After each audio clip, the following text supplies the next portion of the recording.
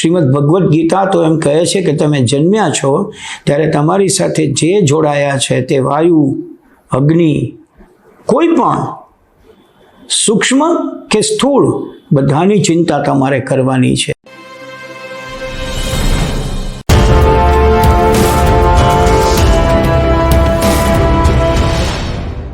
થોડી વાર પહેલા હું કહેતો હતો કે મારે શું, આ જે જાતને વાસ્તવિકતામાંથી જુદી કરી લેવાની એક પ્રક્રિયા ત્યાંના ચાલી છે, અલિપ્ત થઈ જવાની પ્રક્રિયા ચાલી છે, રણ છોડી જવાની એક પ્રક્રિયા ચાલી છે. હશે, એ લોકોનો પ્રશ્ન છે. મારે શું? આપણે શું કામ ચિંતા કરવી જોઈએ? ના, શ્રીમદ ભગવદ્ ગીતા તો એમ કહે છે કે તમે જન્મ્યા છો ત્યારે તમારી સાથે જે જોડાયા છે તે વાયુ, અગ્નિ, કોઈ પણ સૂક્ષ્મ કે સ્થૂળ બધાની ચિંતા તમારે કરવાની છે. અને એ ચિંતા એટલે એના સંવર્ધન માટે તો ખરી જ, પણ તમે એના વિશે કશું એવું ન બોલી જાઓ, એવું ન કરી જાઓ, એવું ન વર્તી જાઓ, એની ચિંતા. અને એટલા માટે ત્યારે આપણે પૂછવાનું છે, એમ આઈ ટ્રુ ટુ માય સેલ્ફ?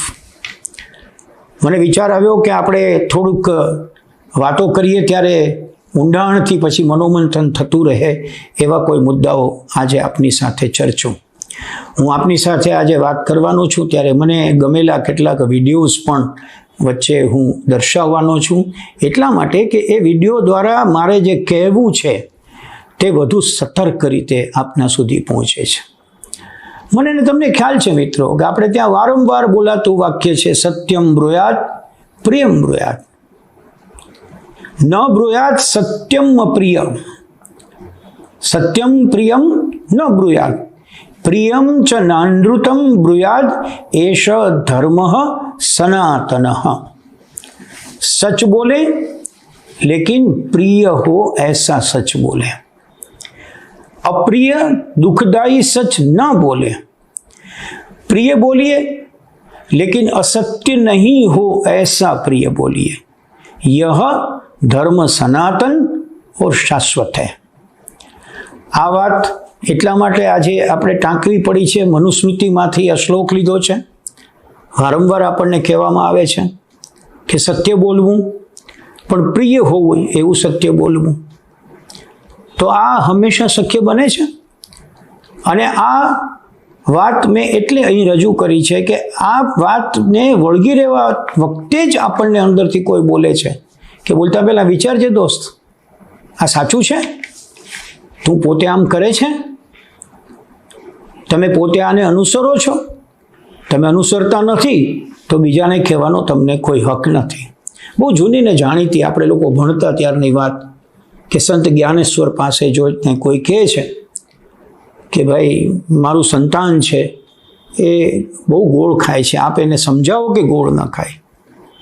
સંતે કહ્યું કે એક અઠવાડિયા પછી આવો, હું ચોક્કસ એને સમજાવીશ. એક અઠવાડિયા પછી ગયા એટલે બહુ સહજતાથી જ્ઞાનેશ્વરજીએ પેલા નાના છોકરાને કહ્યું, બેટા ગોળ ન ખવાય, હવેથી ગોળ નહીં ખાઈશ, બરાબર? પેલા માતા પિતાને આશ્ચર્ય થયું કે આટલું કહેવા માટે એક અઠવાડિયું કાઢ્યું. એણે પૂછ્યું કે કેમ ગયે વખતે આ વાત ન કહી? બહુ સુંદર જવાબ મળ્યો. ગયે વખતે આપ આવ્યા ત્યારે હું પોતે પણ ખૂબ ગોળ ખાતો હતો, અને હું જ્યાં સુધી ગોળ ખાતો હોઉં ત્યાં સુધી કોઈને હું એમ ન કહી શકું કે બેટા તું ગોળ નહીં ખા. આ એક અઠવાડિયા દરમિયાન એમાંથી હું મુક્ત થયો છું, એટલે હવે હું આજે બોલી શકું છું. એનો અર્થ એવો કે ધેટ ટાઈમ સંતે પોતાની જાતને પૂછ્યું હશે કે કહેતા પહેલાં વિચારજો, એમ આઈ ટ્રુ ટુ માય સેલ્ફ? ખરેખર હું આ કરું છું? એવું નથી મિત્રો કે આ વાતો આપણા શાસ્ત્રોએ કહી છે માટે માનવી. આપણા ઇન્ટરનેશનલ કેટલાક સંગઠનો છે એણે પણ વર્ષો પહેલાં આ વાત સ્વીકારેલી છે. વર્ષો પહેલાં એટલે હું કોટ કરી શકું એમ છું, 1932થી એક એવો વ્યક્તિત્વ હતો જેને હર્બર્ટ જે ટેલર નામ આપવામાં આવ્યું. એણે 4-વે ટેસ્ટ ડેવલપ કર્યો. આ 24 શબ્દનો એક ટેસ્ટ હતો, અને 24 શબ્દના ટેસ્ટ પછી એના ઉપર એણે મંથન કર્યું.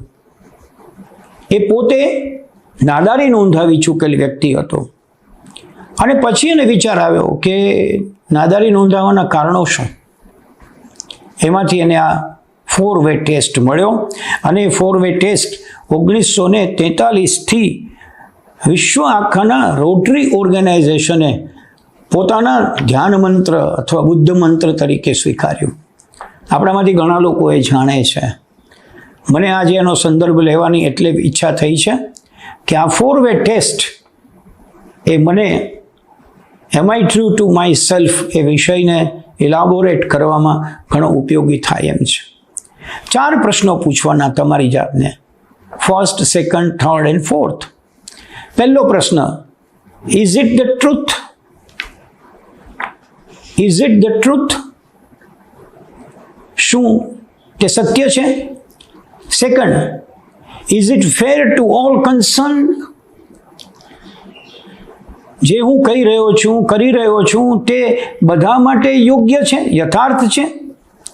ત્રીજો પ્રશ્ન, will it build goodwill and better friendships? આ કરવાથી એક સારપ અને મિત્રતાનું વાતાવરણ બંધાશે? અને ચોથો પ્રશ્ન, will it be beneficial to all concern? એટલે કે એ બધા માટે લાભદાયક હશે?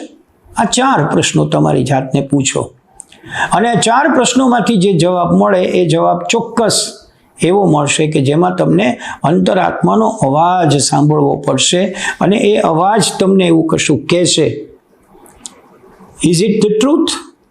તમે અટકી જશો કે ના, હું કહેવા જઈ રહ્યો છું કે કહેવા જઈ રહી છું તે સાચું નથી, તો અટકી જાઓ, બોલવાની જરૂર નથી. એ બીજા બધા માટે ઉપયોગી છે, નિસ્બત ધરાવનારું છે, તો કે ના, તો અટકી જાઓ. ત્રીજો પ્રશ્ન એવો કે સારપનું વાતાવરણ બાંધશે? આપણે ચોરેને ચૌટે બેસવા ટેવાયેલા છીએ અને સાવ ફાજલ સમય મળે અને જ્યારે મોબાઈલ આપણાથી આગળ હોય ત્યારે આપણે વાણી વિલાસ કરતા હોઈએ છીએ. વિશ્વ આખાની ચિંતા શેરીના નાકે બેસીને આપણે કરતા હોઈએ છીએ. ત્યારે આ પ્રશ્ન પૂછવા જેવો કે આનાથી કોઈ સારપનું વાતાવરણ બંધાશે કે હું આ સંવાદ પૂરો કરીને ઉઠીશ ત્યારે 2 જણાને ઝઘડો કરાવીને ઉઠવાનો છું? અને ચોથી બહુ મહત્વની વાત, બધા માટે નિસ્બત, આપણે કહ્યું કન્સર્ન, બધા માટે લાભદાયક છે. આ 4માંથી હું એક વાત ઉપર આવું. મહાત્મા ગાંધીજીએ બર્ટ્રાન્ડ રસેલને વાંચ્યા પછી એક વાક્યમાં કહ્યું કે કોઈ પણ કામ કરો તે પહેલાં એટલું વિચારજો કે આ કામથી મારો છેવાડાનો માણસ કંઈ લાભ પ્રાપ્ત કરશે? કોઈ પણ બોલો, કંઈ પણ વર્તો, કંઈ પણ કરો તે પહેલાં તમારી સામે છેવાડાનો માણસ રાખો. અનટુ ધીસ લાસ્ટ એવા પુસ્તકમાંથી એમને મળ્યું અને એમાંથી એમણે શબ્દ આપ્યો સર્વોદય, સર્વનો ઉદય, મારો, તારો, આપણો નહીં, સર્વનો. ઉચ્ચ સ્થાને બેઠેલી વ્યક્તિથી લઈને દૂર દરાજના લોકો કે જ્યાં હું ને તમે હજુ પહોંચ્યા નથી ત્યાં સુધીના લોકોના ઉદયની વાત, દરેકે દરેક જીવના ઉદયની વાત, એ કર્યા પછી નક્કી કરવું કે આ કામ કરવું કે ન કરવું. આટલી પૂર્વ ભૂમિકા મેં એટલે બાંધી છે કે એમ આઈ ટ્રુ ટુ માય સેલ્ફ એ થોડો વિચિત્ર વિષય છે. ત્યારે આપણે એ જવાબ મેળવવો છે કે હવેથી આપણે મારે શું બોલીએ તે પહેલાં જરા અટકી જઈએ અને પૂછીએ કે આવું બોલવા જરૂરી છે? આ સમગ્ર અસ્તિત્વનો હું એક નાનકડું કણ છું. એન્ડ હાઉ કેન આઈ સે કે મારે શું? મારી આજુબાજુમાં એક ઘટના બનતી હોય, હું રોડ ઉપર જઈ રહ્યો છું ને એક અકસ્માત થઈ રહ્યો છે, મારી સાથે કોઈ બેઠા છે ને કોઈ એની સાથે અપમાનજનક વ્યવહાર કરી રહ્યું છે, તો શું મારે મારી જાતને વિડ્રો કરી લેવાની? આમ કરતી વખતે એમ આઈ ટ્રુ ટુ માય સેલ્ફ? મારા કુટુંબમાં કેટલીક બાબતોમાં હું ઇન્વોલ્વ નહીં થઈને એવું વિચારું છું કે હું બહુ શાણો છું? પૂછવાનું, એમ આઈ ટ્રુ ટુ માય સેલ્ફ? કે ના, હું વડીલ છું, મારે આટલું કહેવું પડે શાંતિથી, સદભાવથી, પ્રેમથી, એ હું ન કહીને છટકી રહ્યો છું, એ યોગ્ય છે?